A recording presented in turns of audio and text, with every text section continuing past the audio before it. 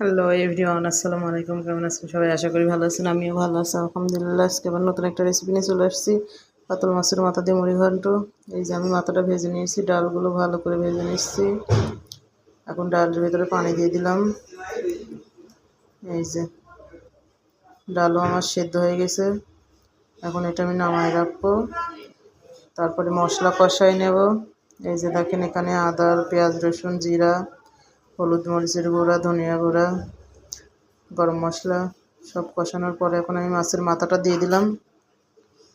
মাছের মাথা দিয়ে আমি এখন ভালো করে একটু নাড়াচাড়া করে কষিয়ে নেব। মাথাটা খুন্তি দিয়ে ভেঙে নিলাম।